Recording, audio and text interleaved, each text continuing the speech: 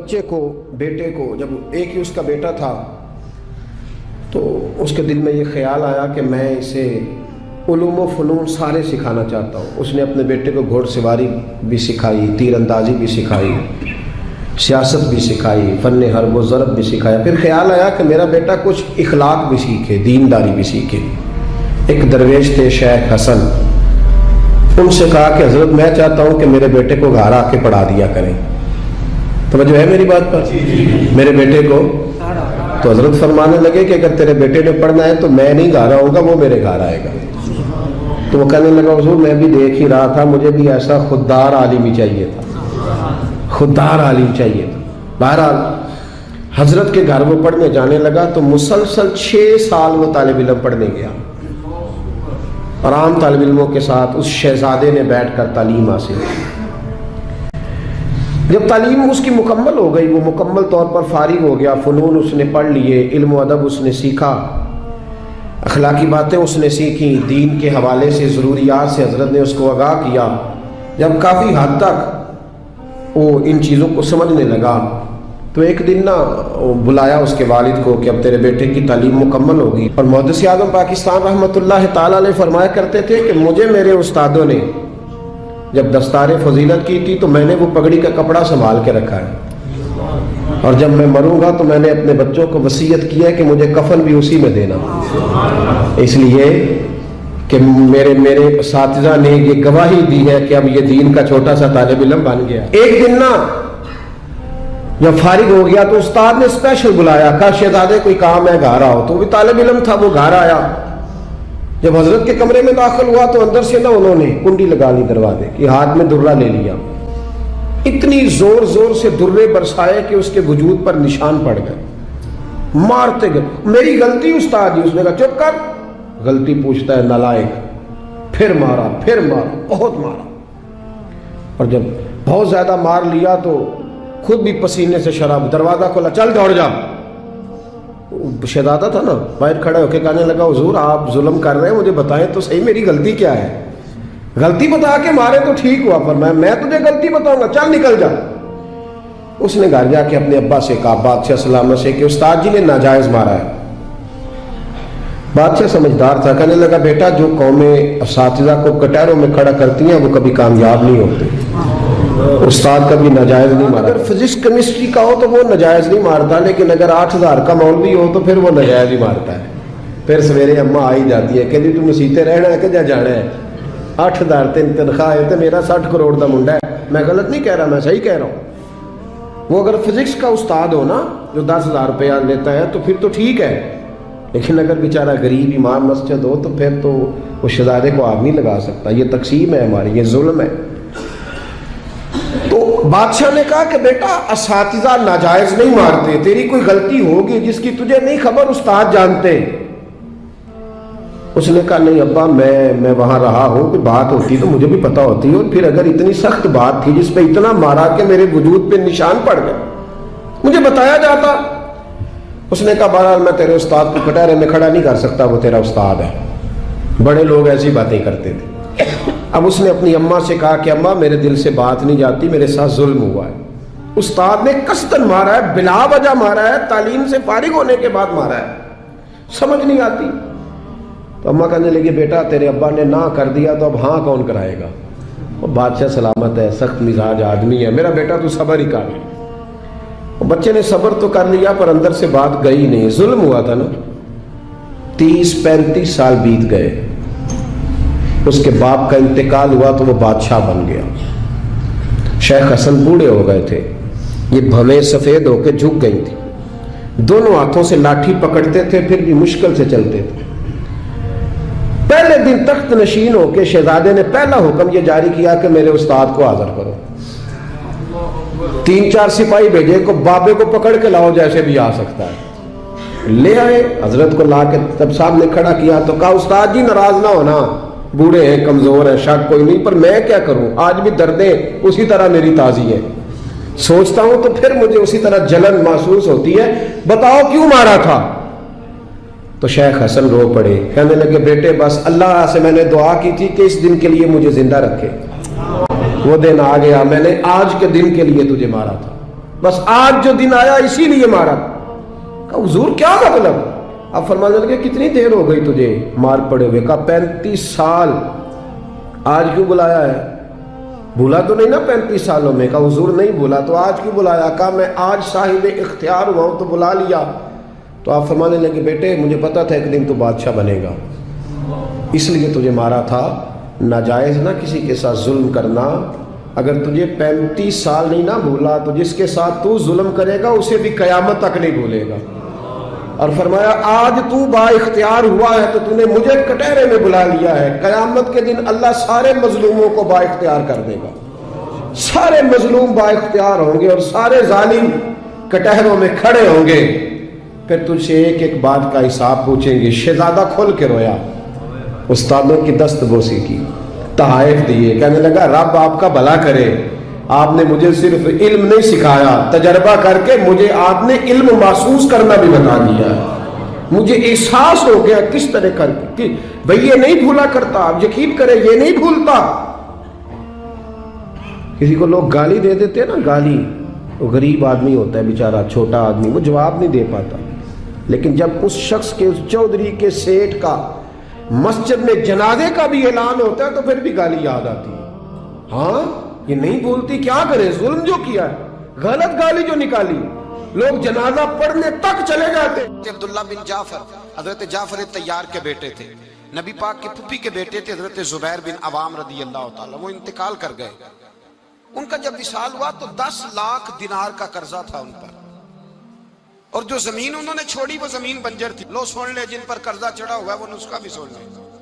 जिन पे कर्जे हैं ना, जो तंग दस्त हैं, जो रोज रुके भेजते हैं दुआओं के बड़ी परेशानियां बड़ी परेशानियां, वो वजीफा सुने, वो वजीफा सुने। हमारे जमाने में वजीफे लेने का रिवाज नहीं, तवीज लेने का रिवाज है।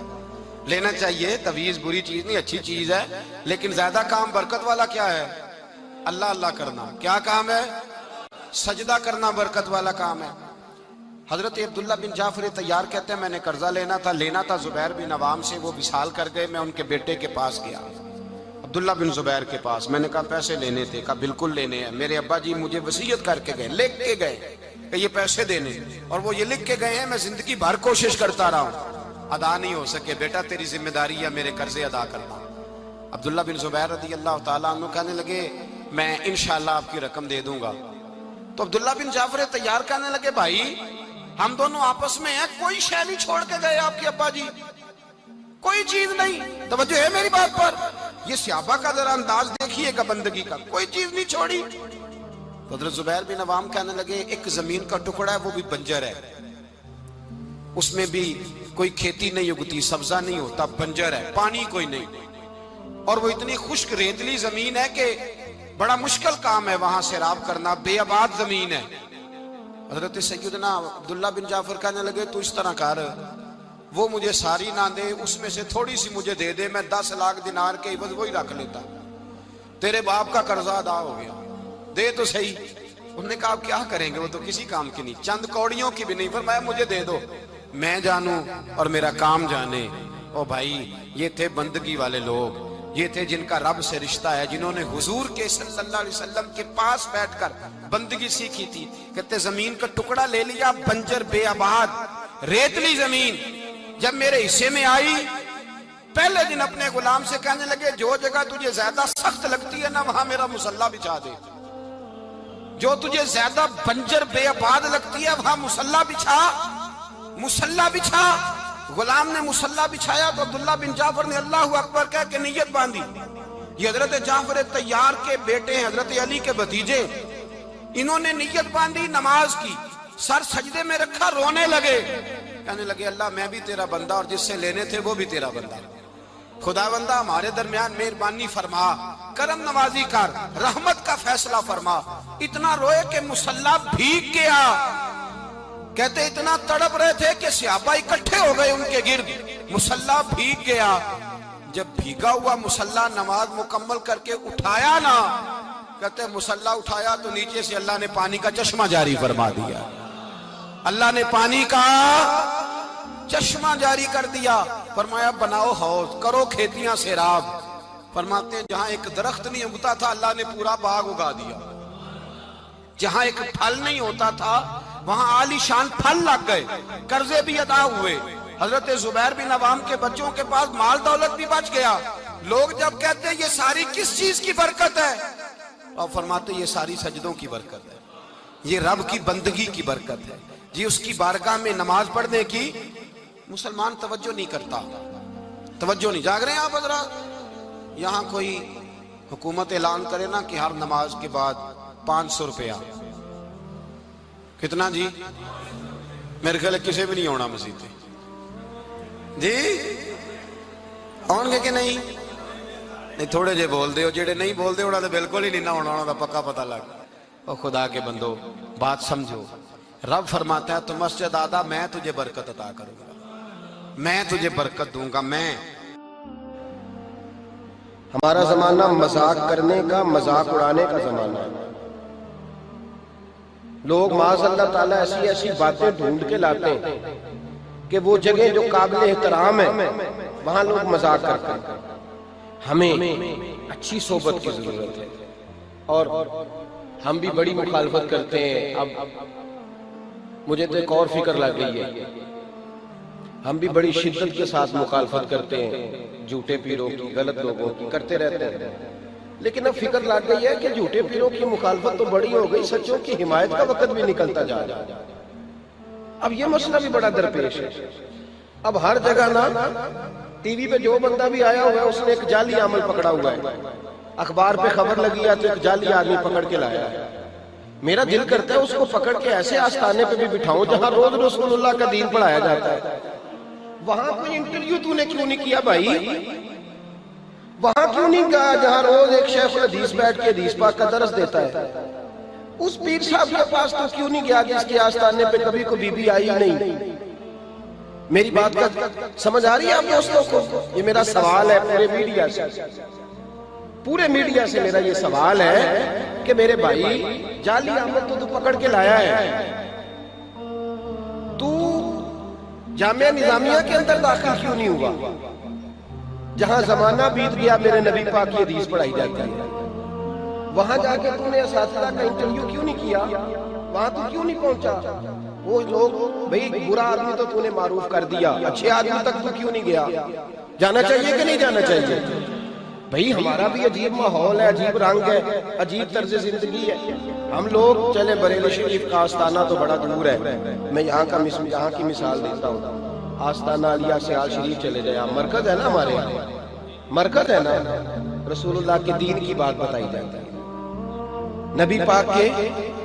آپ نے دیکھے وہاں سرکس لگتی ہو، جھولے لگتے ہو، بولے نا، تو آپ میڈیا کو مشورہ کیوں نہیں دیتے ایک ادھر بھی ایک چکر لگا کے؟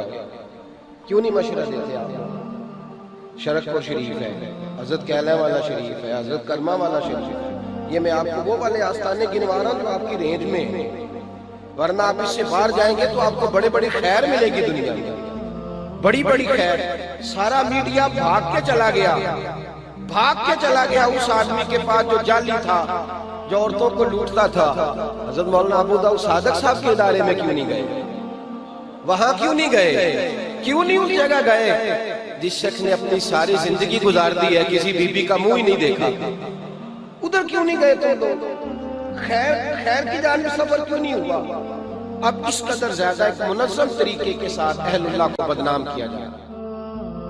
اور اگر آپ نے ابھی تک ہمارا چینل سبسکرائب نہیں کیا تو فوراً سبسکرائب کیجئے، ساتھ ہی بیل آئیکن پر کلک کریں تاکہ مزید آنے والی ویڈیو ہے وہ آپ کو وقت پر۔ عشق سرکار سے دل جس نے سنوارا ہوگا،